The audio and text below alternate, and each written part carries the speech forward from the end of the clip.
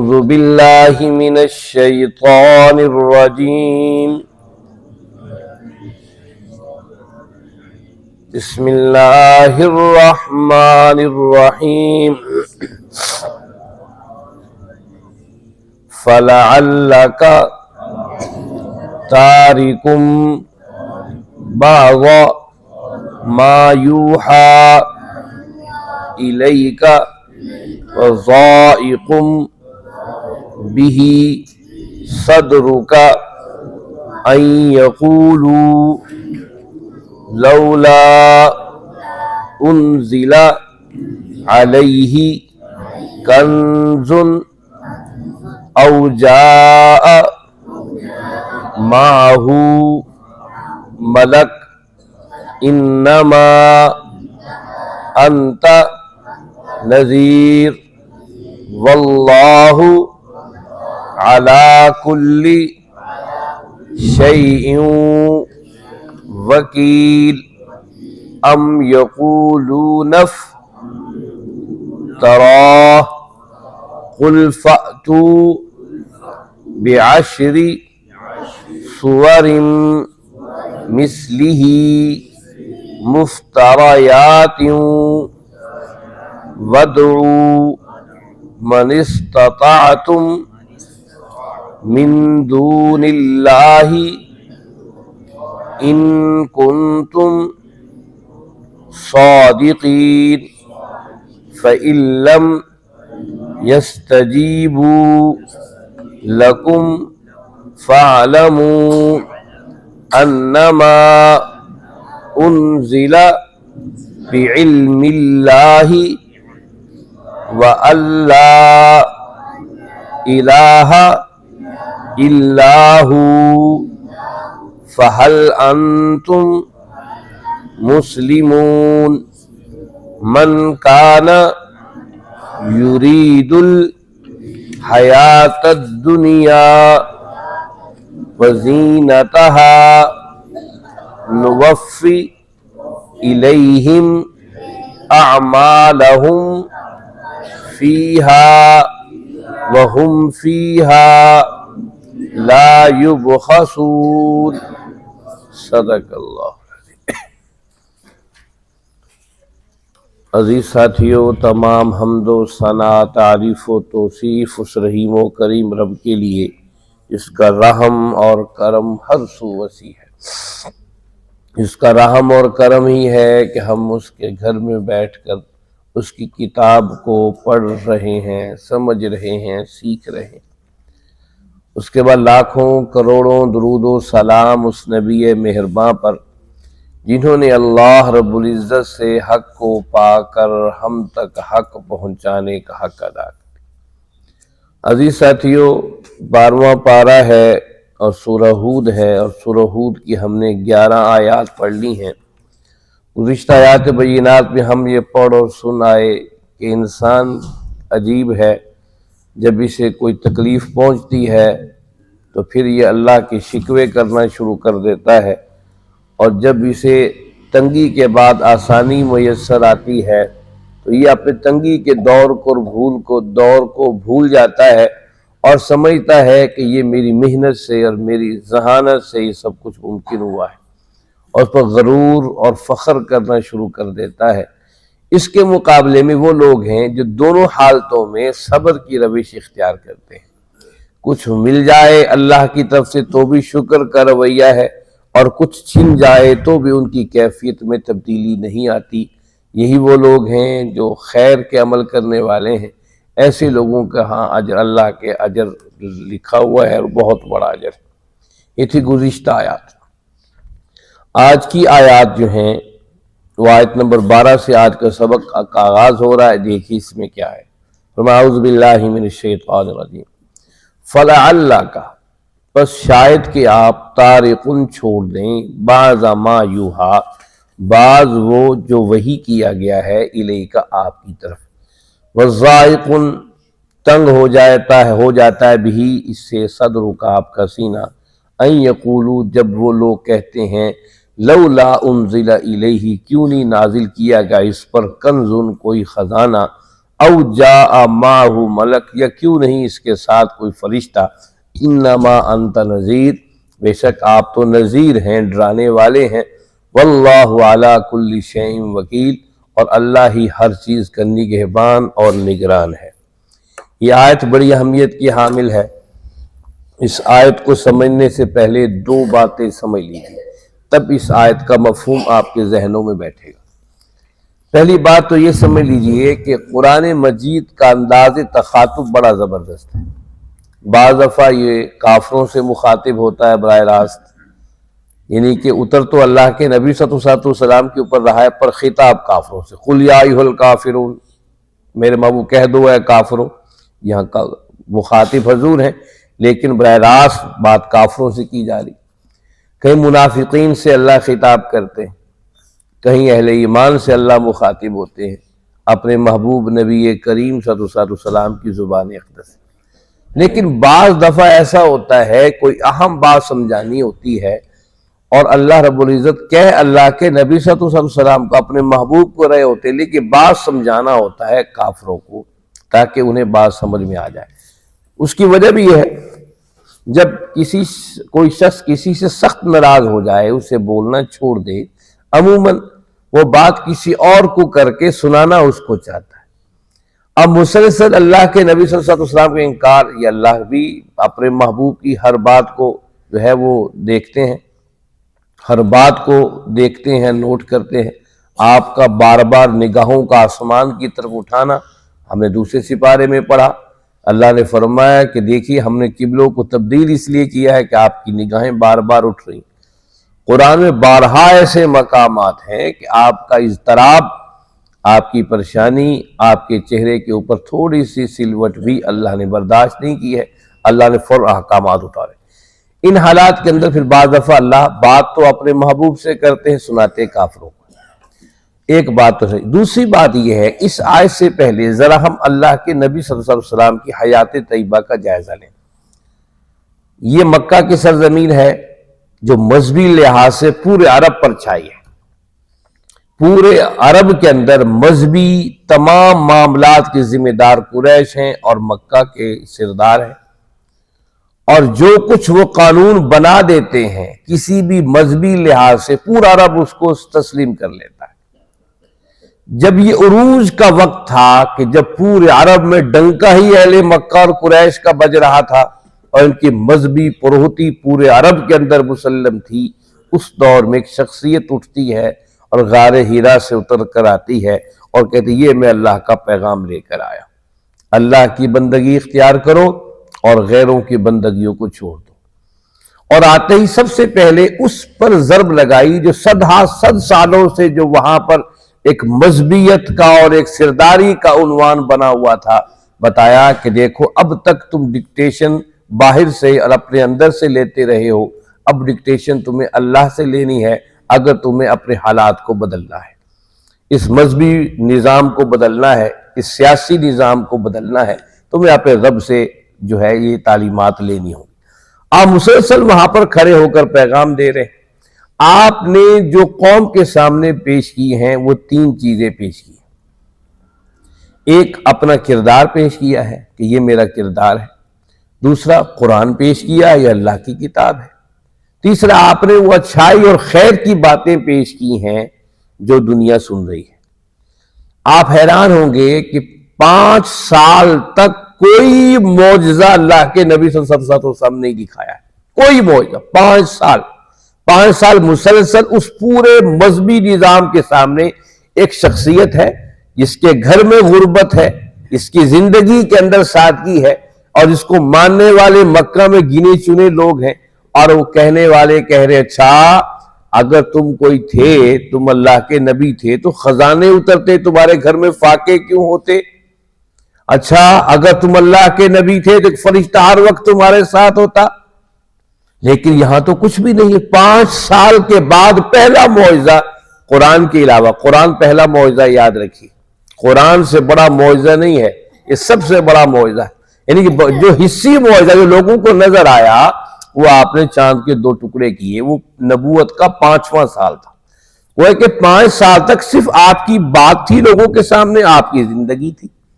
یہ بڑا مشکل مرحلہ تھا کہ لوگ آپ کی دعوت کو تسلیم کرتے، گنے چنے لوگ ایمان لے کر آئے تھے، اور ٹکرا کس سے رہے؟ اس دور کے سب سے بڑے مذہبی خاندانوں سے، اور اس دور کے سب سے بڑے حکمرانوں سے، جن کے اقتدار پورے عرب پر چھایا ہے۔ ایک کشمکش وہاں پر برپا ہے۔ ان حالات کے اندر بعض دفعہ قرآن مجید کے احکامات اترتے ہیں، اللہ کے نبی صلی اللہ علیہ وسلم لوگوں کو سناتے ہیں، اور بعض دفعہ ایسا ہوتا ہے کہ احکامات لوگوں کو جو ہے وہ پریشان کرتے ہیں، وہ کافر کہتے ہیں یار یہ کیا اتر آیا ہے۔ اس طریقے سے بڑا مشہور و معروف واقعہ ہے کہ عرب کے لوگ لے پالک، جو بچہ لے لیتے تھے، اڈاپٹ کر لیتے تھے، اس سے اپنا نام دیتے تھے۔ اللہ کے نبی صلی اللہ علیہ وسلم نے زید کو نام دیا اپنا، زید بن محمد۔ یہ اعلان نبوت سے پہلے تھا۔ جب اعلان ہو گیا، نبوت آپ کو مل گئی اور آپ نے دین کے احکامات بتانا شروع کیے، آپ نے زید کی شادی اپنی رشتہ دار کے ساتھ، اپنی جو ہے خالہ زاد بہن کے ساتھ کر دی، زینب کے ساتھ۔ بہت قریبی رشتہ تھا زینب کے ساتھ، پھوپھی زاد بہن زینب کے ساتھ رشتہ کر دیا، نکاح کر دیا۔ اب حالانکہ زید تو غلام تھے، اور زینب جو ہے وہ آزاد اور عرب کی جو ہے ایک معزز خاتون تھی۔ اب ان کا نباہ نہ ہو سکا۔ اب یہ قرآن بتاتا ہے، اللہ نے کہا میرے محبوب اگر ان کا نباہ نہ ہوا، طلاق ہو گئی، تو حضرت زینب سے شادی آپ کریں گے۔ اچھا، عرب کے اندر اس زمانے میں جو پورا مذہبی نظام وضع کر رکھا تھا عرب کے لوگوں نے، وہاں جو اڈاپٹ کیا ہوا بچہ تھا، جس بچے کو اپنا نام دے دیا جاتا تھا، وہ اس کا بیٹا ہی کہلاتا تھا، اور بیٹے کی بیوی سے یا متعلقہ سے یا بیوہ سے شادی کرنا عرب کے اندر معیوب سمجھا جاتا تھا۔ حالانکہ عرب میں عورت کی کوئی قدر نہیں تھی، اس کے باوجود کہ بہو سے شادی کرنا، چاہے وہ بیٹا فوت ہو گیا ہو، بہو متعلقہ ہو گئی ہو یا بیوہ ہو گئی ہو، بنیاد پر شادی کر لینا یہ بہت معیوب سمجھا جاتا تھا۔ اللہ نے فرمایا کہ میرے محبوب اگر زینب کو طلاق ہو گئی تو شادی آپ نے کرنی۔ یہ قرآن کے مشکل ترین مقامات میں سے واقعہ، سورہ نور کے اندر تفصیلات یہ اللہ نے بتائی ہیں، سورہ احزاب کے اندر بھی اس کی تفصیلات موجود ہیں۔ پھر جب ایسا ہوا تو حضور چاہتے تھے کہ طلاق نہ ہو، کیونکہ عرب کے لوگوں کے اندر بھونچال اٹھ جائے گا کہ ایک بیٹے کو مان کر اس کے جو ہے وہ کر لیا گیا ہے۔ اللہ نے پھر پہلے احکامات اتارے، کہا سنو یہ نبی کسی مرد کا باپ نہیں ہے۔ یہ واضح احکامات اتارے کہ میرا محبوب جو ہے یہ کسی کا باپ نہیں ہے، باپ بیٹا وہی ہے جو اصل پشت سے ہے، جو لے کر پالا گیا اس کا وہ کوئی مقام نہیں۔ لیکن آپ چاہتے تھے کہ زینب کو طلاق نہ دیں زید، لیکن حالات اس حد تک دگرگوں ہو گئے، ان کا رشتہ نبھانا مشکل ہو گیا، حضرت زید نے طلاق دے دی، تو آپ نے ان سے شادی کر لی۔ ایک حرام تو اٹھا کہ یہ کیا ہو گیا، منافقین نے آوازیں تو کسیں۔ انہی کسنے پر آج بھی یورپ اور مغرب جو ہے وہ بڑی ان کی جو ہے اس قسم کی باتیں کرتا ہے، لیکن قرآن نے وضاحت کے ساتھ سورہ احزاب کے تفصیلات بتا دیں۔ جو اڈاپٹ کیے ہوئے بچے ہیں وہ اصل میں نہیں، اصل وہی ہیں جو اس کی پشت سے نکلے، وہی اس کے بیٹے، انہی میں جائیداد تقسیم ہوگی، وہی وارث ہوں گے، وہی شریعت کے مطابق۔ اسی طریقے سے اب یہاں آیات کو سمجھیے، فَلَعَلَّكَ تَارِقٌ بَعْضَ مَا يُوحَىٰ، شاید کہ تارقٌ بعض ما یوحیٰ، بعض باتیں ایسی ہیں لوگ سمجھتے ہیں کہ آپ انہیں لوگوں تک نہیں پہنچائیں گے، وَضَيْقٌ بِهِ صَدْرُكَ، اور آپ کا دل اس سے تنگ ہے۔ تنگ کس بات سے ہے؟ یقولا، کہ وہ کہتے لولا انزل علیہ کنز، کہ آپ پر کوئی خزانہ کیوں نہیں اترا، آپ نبوت کا دعویٰ کر رہے ہیں، او جاء معہ ملک، یا آپ کے اوپر کوئی فرشتہ کیوں نہیں آیا جو ہمیں بتاتا کہ دیکھو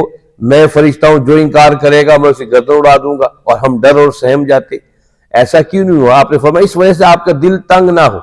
اور لوگ سمجھ رہے ہیں شاید آپ اپنی وحی کو، پیغام کو لوگوں تک پہنچانے میں کمی بیشی لائی لے کر آئیں گے۔ انما انت نذیر، آپ تو ڈرانے والے ہیں لوگوں کو کہ دیکھو اللہ کا عذاب آنے سے پہلے اپنے آپ کو سیدھا کر لو۔ واللہ علی کل شیء وکیل، اور اللہ ہر چیز پر نگہبان ہے۔ یہ قرآن مجید کی اہم آیات میں سے ایک اہم آیت ہے، جس میں بظاہر بعض مفسرین نے اس لحاظ سے ٹھوکر کھائی کہ وہ سمجھتے ہیں اسے کہ اللہ کے نبی صلی اللہ علیہ وسلم شاید اپنے وحی کے پیغام کو صحیح طرح بتا نہیں سکتے تھے، یہ تک بعض مفسرین نے لکھا۔ لیکن یہاں معلوم یہ ہوتا ہے کہ یہاں کفار کو بتایا جا رہا ہے کہ حضور اپنی پیغام کو تمہاری وجہ سے روکیں گے نہیں، اس میں کوئی کمی کوتاہی نہیں کریں گے، جو کچھ پیغام میں حق ہے تمہارے سامنے واضح رکھ دیں گے۔ اور ساتھ ہی فرمایا میرے محبوب آپ کا دل اس بات پر تنگ نہ ہو کہ خزانے آپ کے پاس نہیں ہے،